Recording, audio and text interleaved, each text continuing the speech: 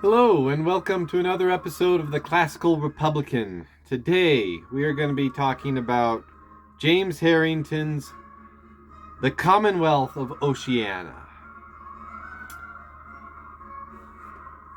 So, this is a big deal. James Harrington lived in the 1600s, and he wrote this during the Civil War, the English Civil War. That's where the English killed their king and instituted a republic, and it just didn't turn out too well. So eventually they invited back the king's son to be their king. But during that time, they had something like a republic. And so that got James Harrington thinking what an ideal republic should be like, what a proper republic should be like. So this was printed in 1656, and he dedicated it to Oliver Cromwell, who was the Lord Protector of England at the time. So let's dive into this. He begins with bicameralism, with a very, very simple story to emphasize the principle. And he says, for example, two girls have a cake, yet undivided, which was given between them, that each of them, therefore, may have that which is due. Divide, says one unto the other, and I will choose, or let me divide, and you shall choose. And this be but once agreed upon, it is enough, for the dividend dividing unequally loses, in regard that the other takes the better half. Wherefore she divides equally, and so both have right. So that's the whole premise of bicameralism right there. Two girls eating one piece of cake. He goes on. Later on, he talks about how this is, one is actually proposing and the other resolving, and then eventually you have to have someone who executes. So there you have he has the upper house proposing, the lower house resolving in the legislature, and then you have to have an executive who's going to carry out the decision and execute it. So, and so Harrington is writing right before, a century before you have Montesquieu. And Montesquieu is the one who really separates the judiciary from the legislative. So you have to keep that in mind. The judiciary isn't really seen as a co-equal important branch of government. In a republic, you're going to have the legislature, hopefully a bicameral legislature. You're going to have an executive who carries out the decisions of the legislature. And that's what that's the type of mixed regime we're looking at here. Let's go on. He also calls for an agrarian and Venetian ballot. So that's very important to him. Also, term limits. He also includes the Venetian style of voting into white, green, and red pots. And also, along with the term limits, he also believes in a cursus honorum, meaning you have you start with one office. And then most likely you'll be a candidate for another specific office later, and on to another office, and on and on and on. And we've seen that a little bit with the experimentation of term limits in the United States. You see that in say California or Florida. They have term limits. And so you have somebody go off to maybe they start off in their local city council or county commissioners, or I think they call them county supervisors in California, and then they go off to the lower house, and they fill their terms there. Then they go on to the upper house, and then maybe they try for some other type of statewide office, and then eventually to governor or Congress or Senate, U.S. Congress or Senate. Okay, and then I guess U.S. President would be the next one after that.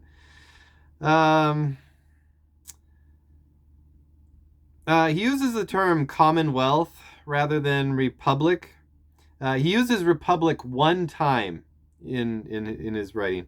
Republic wasn't used often. Republic was seen as a more radical form at the time. And I think from the 1600s and 1700s, Republican was rather radical, because it implied that you wanted to take off the head of a monarch. And so the Republicans of the time in England, and later the Great Britain, they are talking. They use the term Commonwealth, because they don't want to use the term Republic, because that's a bloody term. Let's see. He also emphasizes militia rather than a volunteer militia. Well, I don't know how voluntary it is, since everyone within a certain age group was required to join and to muster when called upon, and to go to war. But rather than a professional military, which they're doing it for the money. And he is not as critical. Harrington is not as critical of Venice as Machiavelli. So he's really a Venice fanboy. So he really sees Venice as the ultimate example of a good republic. I'm going to read to you a quote here that is very popular among Republicans even to this day, classical Republicans, that is. And so this is the, I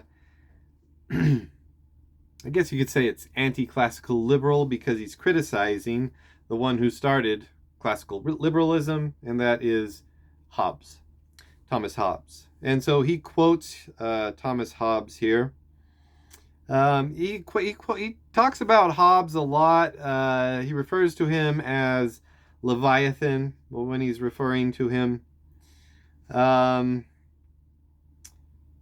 me start right here. And I conceive to the principles upon which Aristotle and Livy, injuriously accused by Leviathan for not writing out of nature, have grounded their assertion that a commonwealth is an empire of laws and not of men.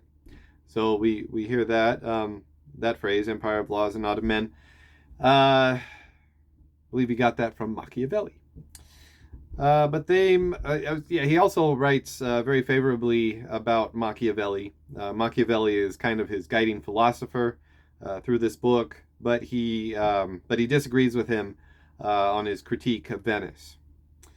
But they must not carry it so, for saith he, meaning Hobbes, the liberty whereof there is so frequent and honorable mention in the histories and philosophy of the ancient Greeks and Romans, and the writings and discourses of those that from them have received all their learning in the politics, is not the liberty of particular men, but the liberty of the commonwealth. End quote. He might as well have said that the estates of particular men in a commonwealth are not the riches of particular men, but the riches of the commonwealth. For equality of estates causeth equality of power, and equality of power is the liberty not only of the commonwealth, but of every man. But sure, a man would never be less irreverent with the great authors and positive against all antiquity, without some certain demonstration of truth. And what is it? Why, quote, There is written on the turrets of the city of Lucca in great characters at this day the word libertas. Yet no man can thence infer that a particular man hath more liberty or immunity from the service of the Commonwealth there than in Constantinople. Whether a Commonwealth be monarchical or popular, the freedom is the same. So Hobbes is saying, and that's the end of the quote from Hobbes there. So Hobbes is saying that there really is no difference because they're both the people at Lucca and the people in Constantinople are still ruled by a state.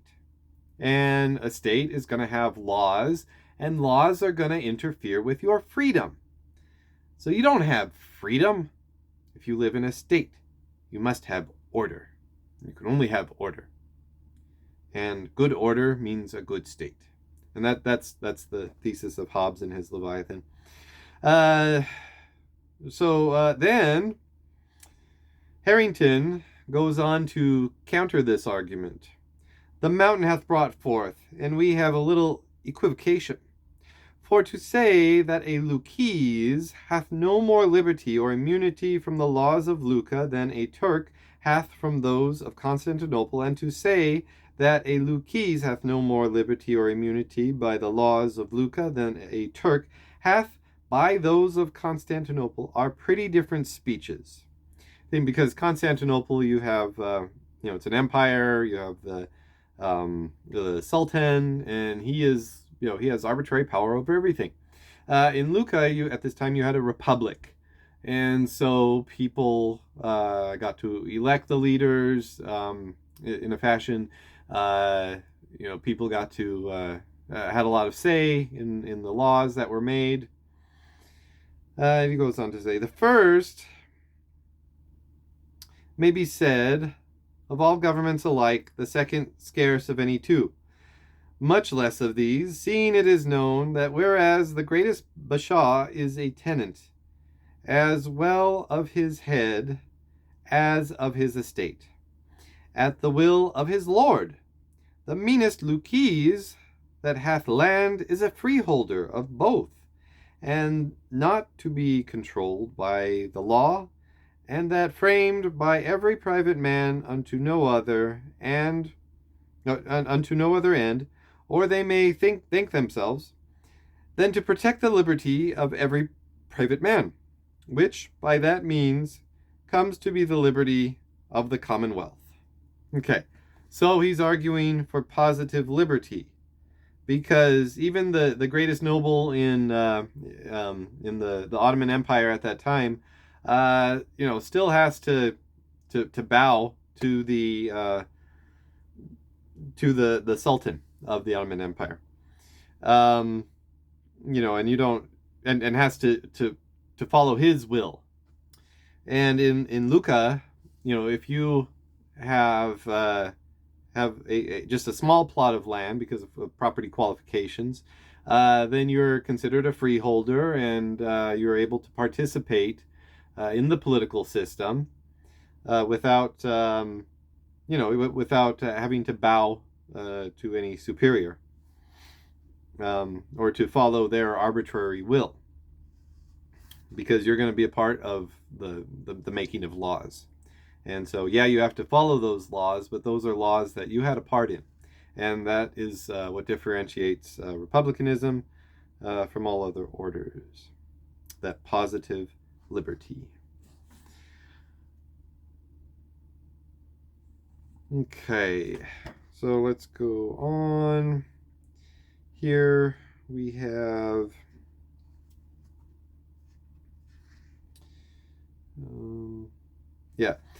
here he talks about on page 55 in this version of the Commonwealth of Oceana. He says that people have to be unlinked from dependence upon their lords and living in a free and plentiful manner. So that's his description of liberty, and it is a non-dominated liberty.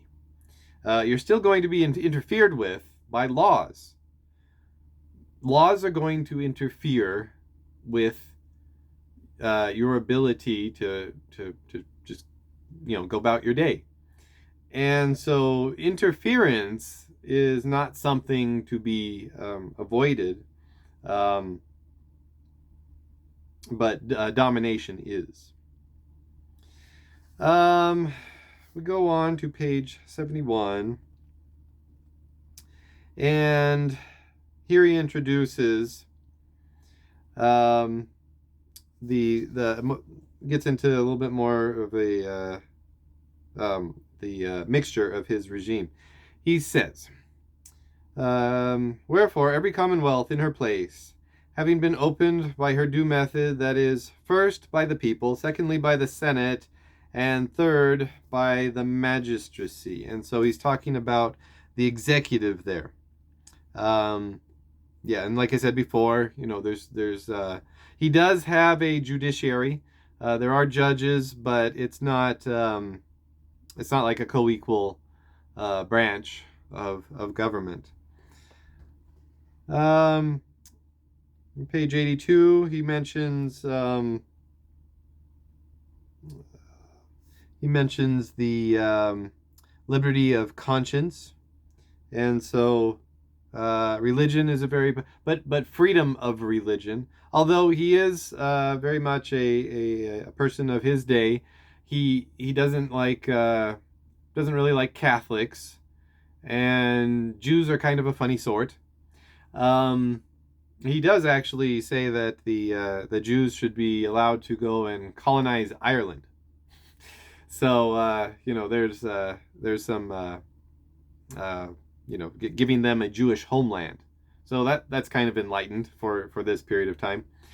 But yeah, he really doesn't like the Irish. The Irish are just he sees them as a very lowly people who don't really deserve to share in the Commonwealth. So going on page 101, talks about the inheritance of women, and this is pretty enlightened for his time. This is in the Agrarian, and the Agrarian it has to do with redistribution of land after the Civil War.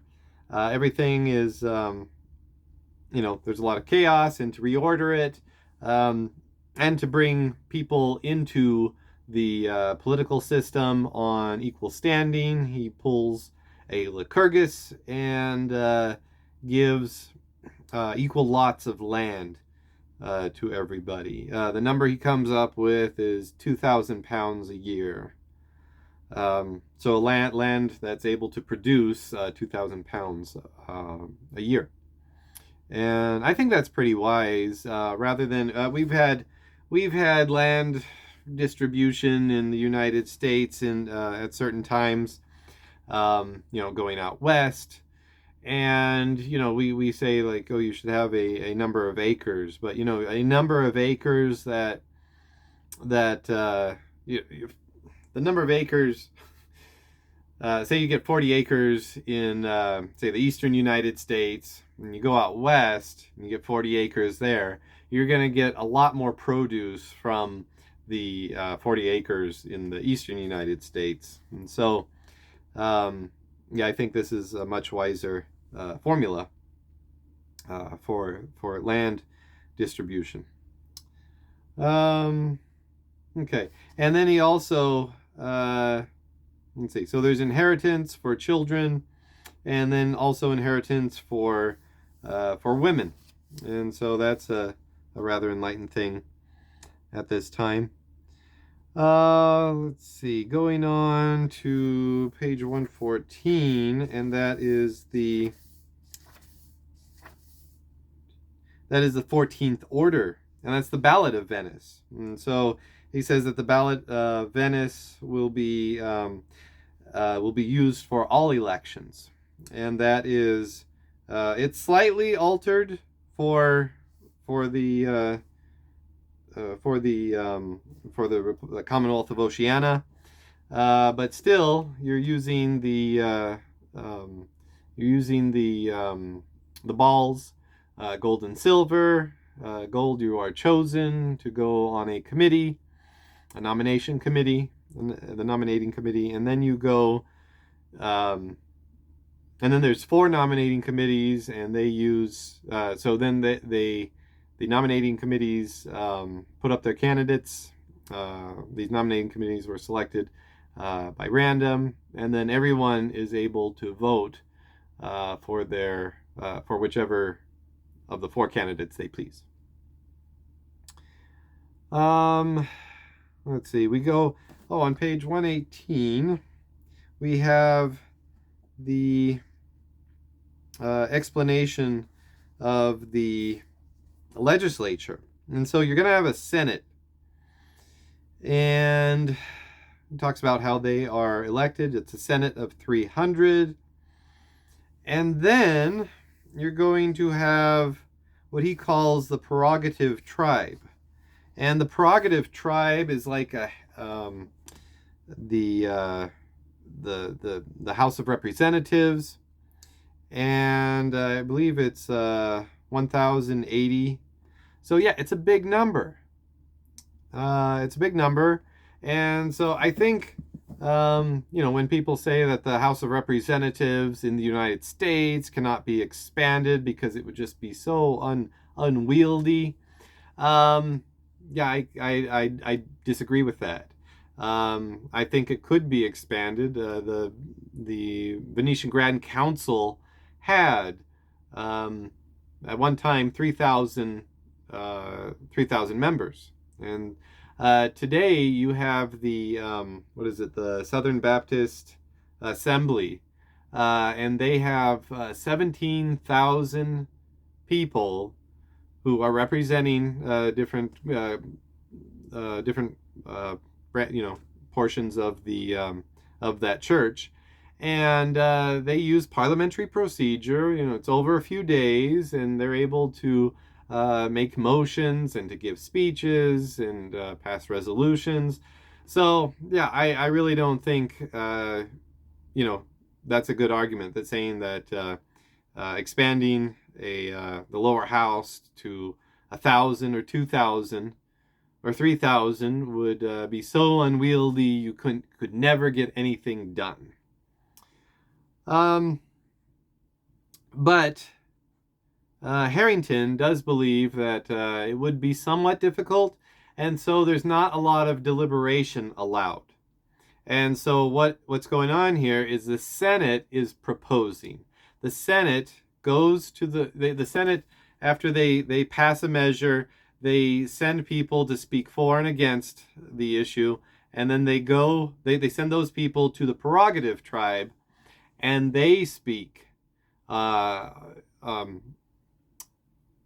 favor and against the measure, and then the prerogative tribe has to vote. And so the people have their say, and it's a very large group, so it is rather representative of the people of the Commonwealth of Oceana. Let's see. There's also 4 councils. You have the Council of State, Council of War, Council of Religion, and Council of Trade.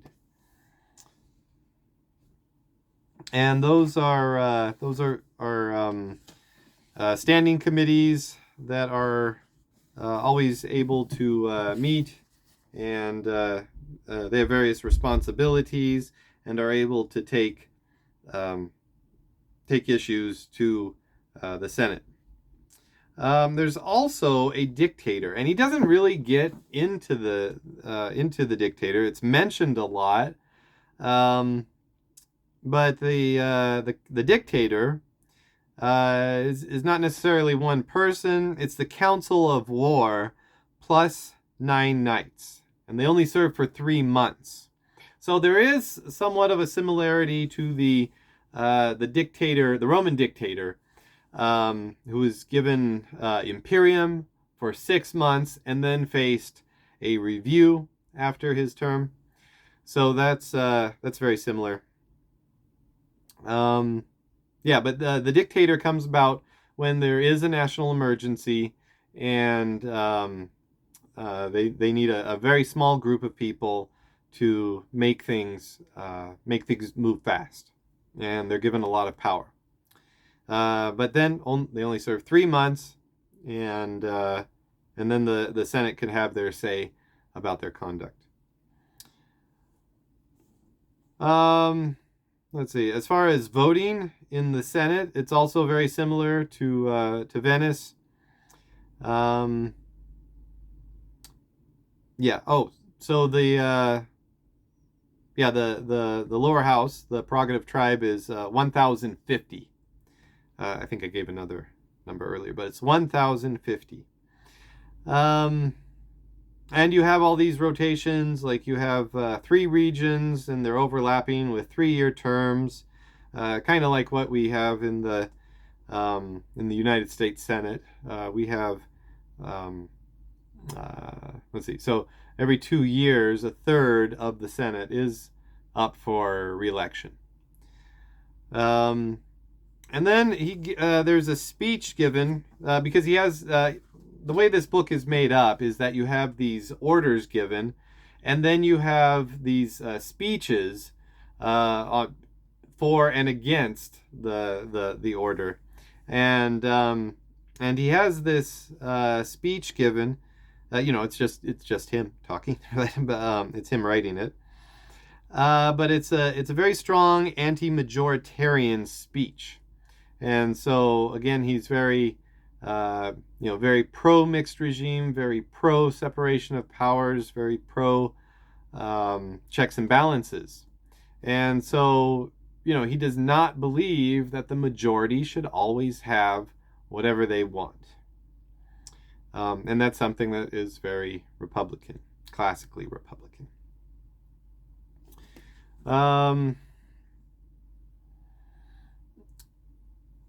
He does call for proceedings to be done in a free and open way. So I think that's similar to meetings, and that's pretty progressive for the time. We didn't really have open meetings or sunshine laws started coming around in the United States in the 1990s, and so nowadays everything has to be done out in the open and recorded. With minutes that are made available to the public. And that is not always how things were done. In the first several years of the United States Senate, it was all conducted in executive session. That means it was all done in secret. We don't even have records of the first many meetings of the Senate. So, of the United States Senate. And, so it was quite common to not be, to not really know how the deliberations went. You know how things turned out. You know how, what the final outcome was of, what decision was made, but you did not know what people were saying. And there can be an argument for that. Some people say that C-SPAN in the United States made our government, especially Congress, a lot more partisan, because people, members of Congress weren't speaking to their colleagues. They weren't trying to negotiate with them. They were speaking to the people back home. They were speaking to their constituents. They were speaking to the interest groups that are supporting them. And so, we lost something when we got so much sunshine showing on our Congress. He talks about education. He says senators must understand rhetoric, and that's especially important in the Senate that he's talking about, because they're the ones who are going to have to go and explain what they're trying to do to the prerogative tribe, the lower house, so they can make a well-informed vote and ratify or deny that legislation. He talks about trade unions. So let me flip to page 183. And he says, And he talks about these companies.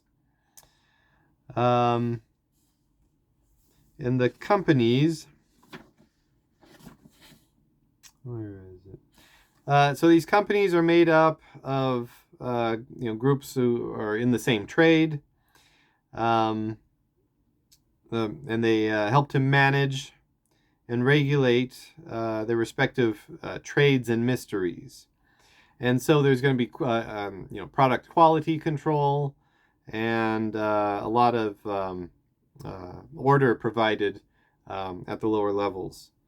And they actually also go on to constitute a part of civil or municipal government. And he has municipal bicameralism. He's in favor of that. He talks about having aldermen, which is kind of like they come from the oligarchic class. You have the deputies who are from the lower classes. That's your democratic element.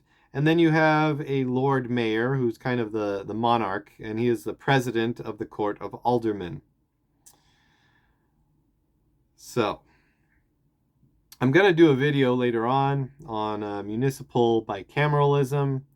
I'm still working on it, but it has existed in the United States of America, and I think it should be given a go again. He talks about free schools, apprenticeships, until some trade. You have the Inns of Court, you have universities, and you have 6 kinds of schools. You have schools for mechanics or agriculture. You have the university, the Inns of Court or chancery, then travels, and for military. Travels, of course, you're going to end up being in the foreign service. They have a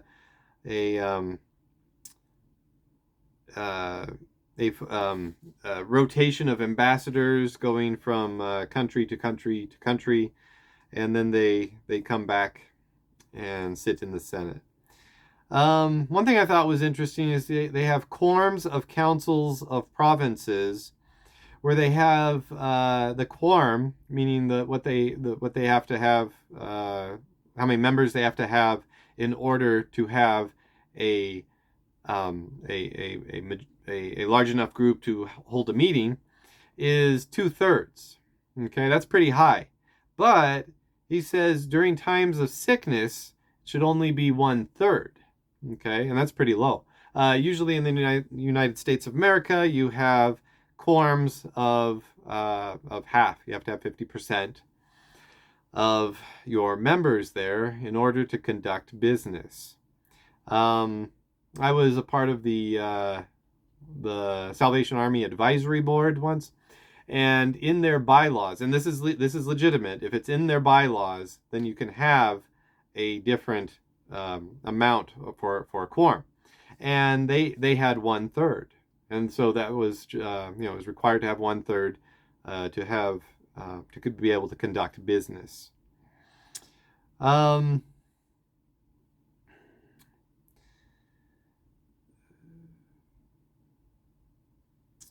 also talks about amending, and so this is almost written like, almost like a charter. The last article in a charter is always going to be how you conduct amendments, how you amend your bylaws or your charter. He talks about freedom of speech for all. And then he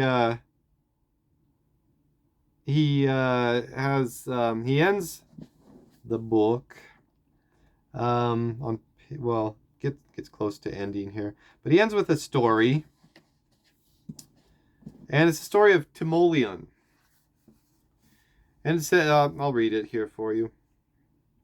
It says, Timoleon, so great a hater of tyrants, that, not able to dissuade his brother Timophanes to relinquish the tyranny of Corinth, he slew him, was afterwards elected by the people, the Sicilians, groaning under them from under the like burden, to be sent unto their relief, Whereupon Teleclides, the man at that time of most authority in the Commonwealth of Corinth, stood up, and giving an exhortation unto Timoleon, how he should behave himself in his expedition, told him that if he restored the Sicilians unto liberty, he would be acknowledged that he had destroyed a tyrant. If otherwise, he must accept to hear that he had murdered a king.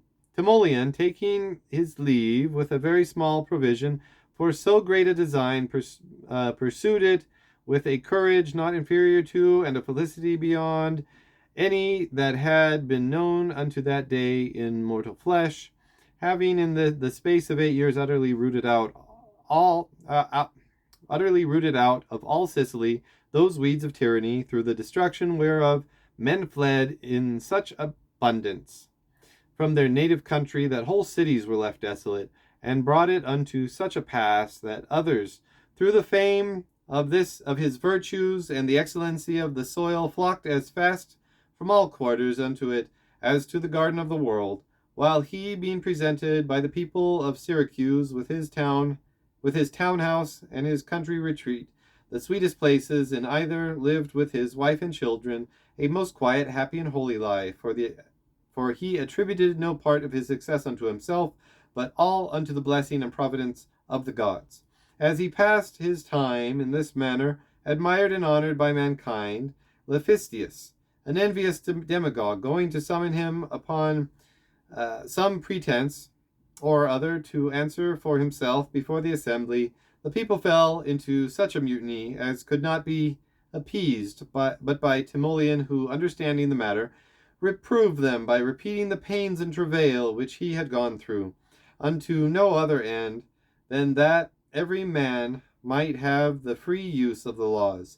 Wherefore, when Domenitus,